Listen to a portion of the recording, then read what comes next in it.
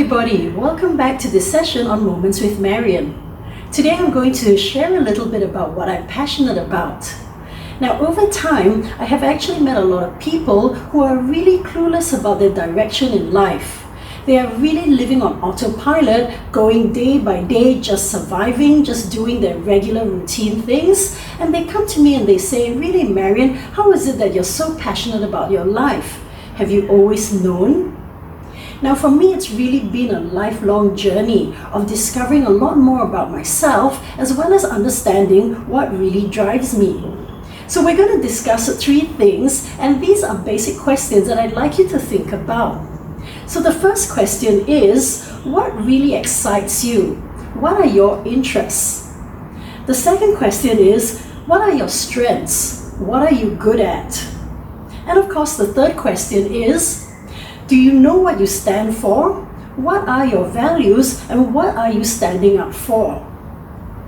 Now, for me, it's really been, as I mentioned, about my journey in life. And when I think about when I was growing up, I remember being quite a happy, easygoing child, but generally a little bit rebellious. Now, my parents were teachers, and so education for us was something that was always very important. We were always told to do our best in school, try our best, and really learn as much as we possibly could. So education or learning has always been something that kind of got me excited, especially when it came to learning through experience. Now, I at the same time was a little bit rebellious, so once in a while I got into trouble. And when I did get into trouble, right, and I got punished, I found that what I would do in order to entertain myself during that time out was to start teaching my toys, right? I would teach my teddy bears, I would play with my toys and start teaching them different things. So I realized from a young age that I really enjoyed talking as well as teaching people. But again, growing up, Mom and Dad always used to say to us, you can be anything you want in this world, but whatever it is, don't become a teacher. So, side note, if you're a parent, don't tell your kids not to do something because they'll probably do it in the end. Alright, so the other thing that I recognized about myself while I was growing up, well, Mom and Dad were volunteers. They did a lot of work through our church. They also did a lot of service in old folks' homes and work for underprivileged people. And my siblings and I always followed along. And so that was something that was very, very important to me as I was growing up, to be able to make a difference in the community and to support the underprivileged. Again, as I was going through school, I went to a convent, so it was an all-girls school.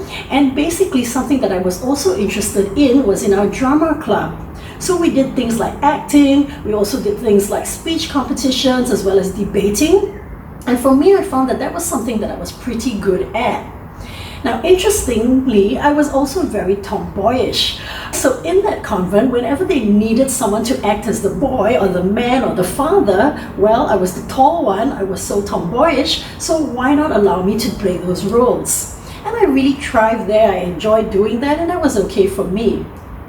Now, eventually when I went to junior college, where it was a mixed school, I was still very, very into the sciences that I was learning, and I happened to be in a class where there was a lot more boys than girls.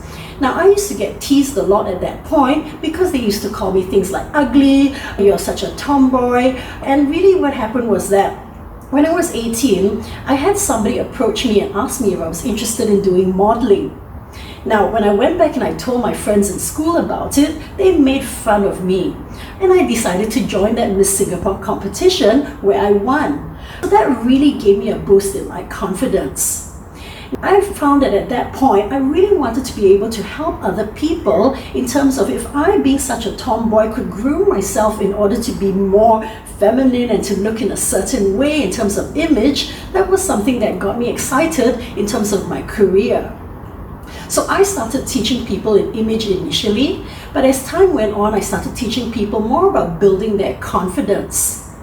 Now, I also do recall that I wanted to make a stronger difference in people's lives and give them a voice.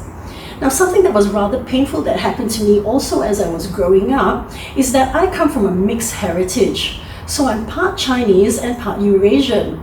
And I remember a teacher back in school one day saying to me, "You're a half-breed." And that got me so angry that I just realized that at this point in my life, I would not stand up for people being a bully. So again, in part of my training or in part of the work that I do, I really wanted to help and empower people to find that voice within themselves. So after teaching people in image and customer service, I realized that I wanted to help people find a change within themselves, not just the external, but something from within. So this is where I started the journey of training people in emotional intelligence as well as resilience.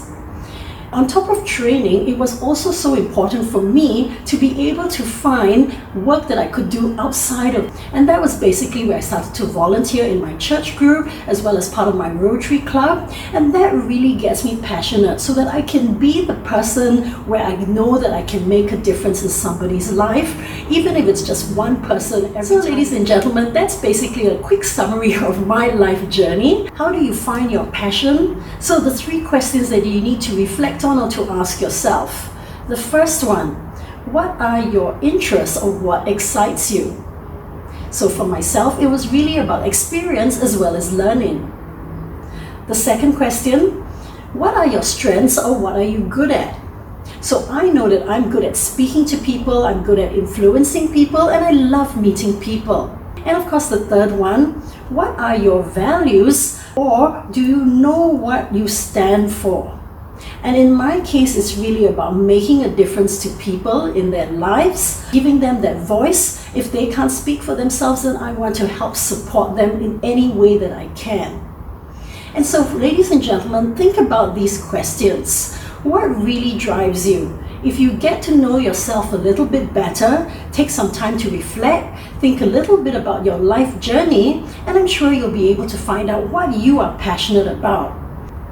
So it's really very important for me to be able to live my purpose, whether it's at home, whether it's with my friends, whether it's my work, whether it's my community, where I'm able to be a source of inspiration to them so that they can be the best version of themselves and I can bring them more happiness, more love, and more joy. And of course, ladies and gentlemen, I hope to be able to share that with you also with this journey. So thank you for taking this time with me. And till we meet again, my friends, for another session on Moments with Marion.